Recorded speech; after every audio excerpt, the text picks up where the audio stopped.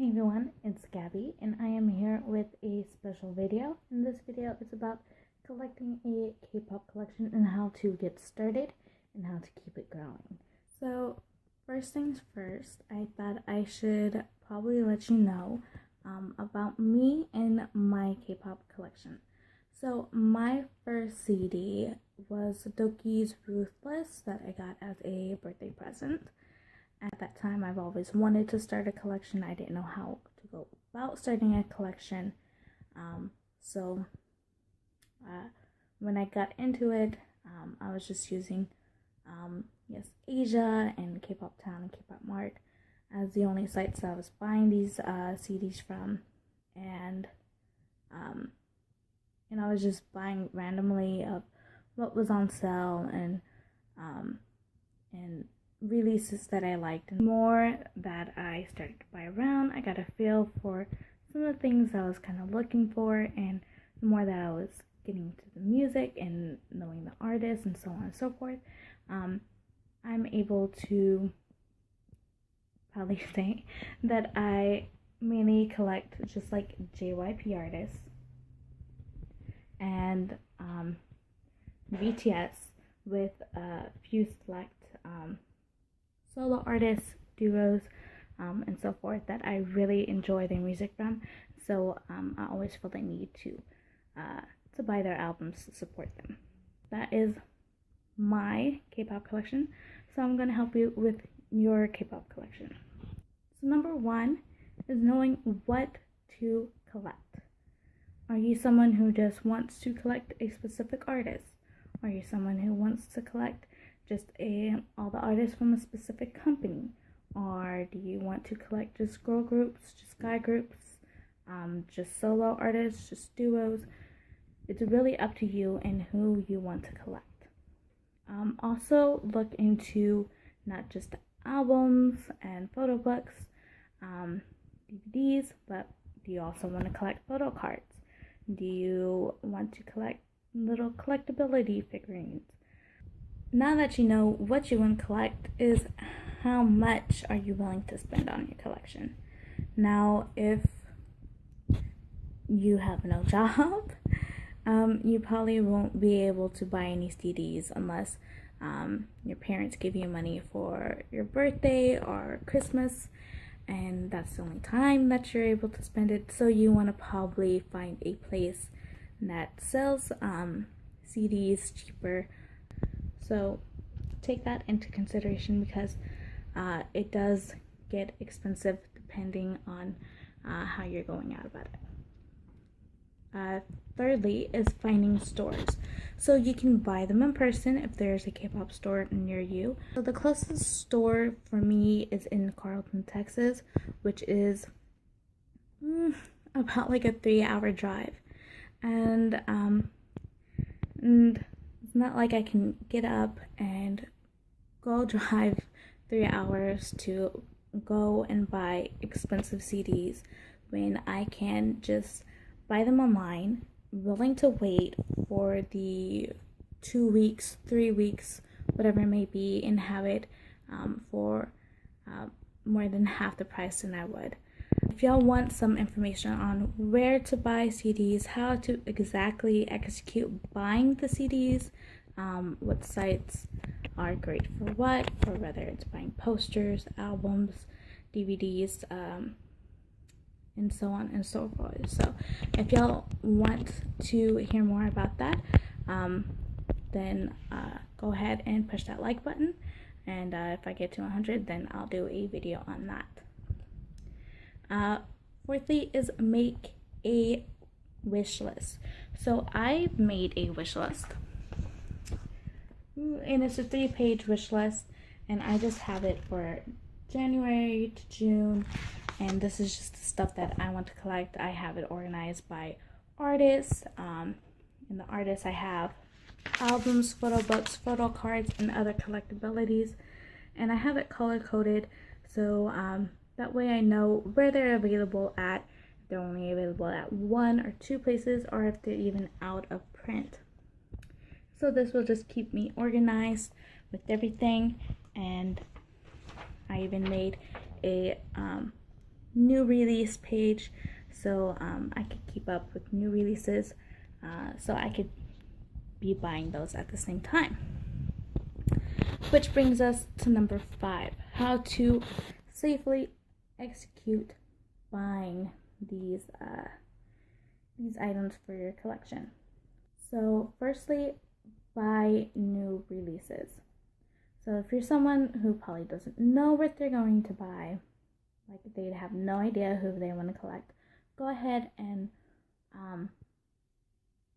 buy new releases that you currently enjoy, and artists that you currently enjoy.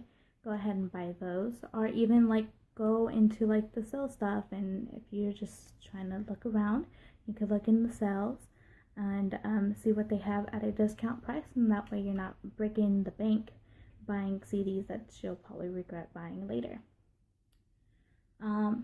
Next is multiple versions. So my mistake. So when B1A4's Who Am I first release, they had all the versions, all the members, and so on and so forth, and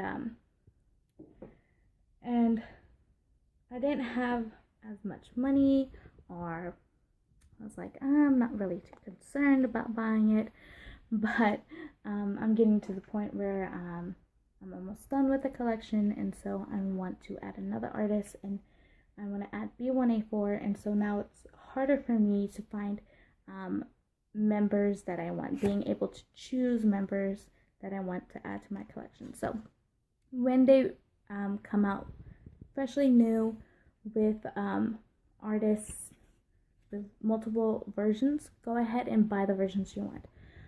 Just because you're buying one version doesn't necessarily mean you have to buy all the versions, because come on, it is expensive. $20 for an album, and if you plan on buying 5, it's $100 right there. And so you just want to, when going about buying multiple versions, buy group versions, or buy the your bias version, or but if you really like the group, then go ahead and buy all versions. Thirdly, we have is buying products that are available at 1 or 2 places. So you'll have stuff that are almost out of print, or they kind of stop making them and they only have it at like a few places. And so let me show you an example. So on my K-pop wish list, for 2 p.m., the 365 days with 2 p.m. is only available at 2 places, which are K-pop Plus as well as Yes Asia. And so that will be something top of my priority for buying, because I want to hurry up and get it before it does end up selling out. And lastly is out of print items. So of course they're out of print, and so you're like, oh, I gotta have this right then and there. This School Love Affair special edition is an out of print item, but I didn't spend a lot of time trying to find it, because I knew if I did, then I wouldn't really have time to finish my BTS collection and successfully grow in other areas. Because if I spend too much time looking for that out of print item, then I wouldn't be having this wonderful collection that I have. So so a good time to do look for out of print items, or when you've caught up to all the releases of the artists, because I got this album after I pretty much finished my BTS collection, and all I'm missing from BTS are like some out of print items and some photo books, but because my album collection was pretty much done, I was able to spend time on looking for this. A good thing to do is like kind of get your K-pop wish list, take like some of that out of print stuff, photo cards, make it into like a kind of spreadsheet, post it up on a Facebook page that's dedicated to buying and selling K-pop. That way you're able to find those kind of out of print items that people may be selling. That is basically it for buying albums. But sixth is going through and cleaning your collection. Whether it be once a year, twice a year, you want to kind of go through your collection. If there's artists that you're no longer into and you're like, I don't really want this album in my collection, I don't want this, you could go ahead, you can sell it on Facebook or do trades and so on and so forth, and that way you could kind of make up some of that money, and then you could put that money back towards your K-pop collection. The last advice I want to give you is making a calendar. Yes, a calendar.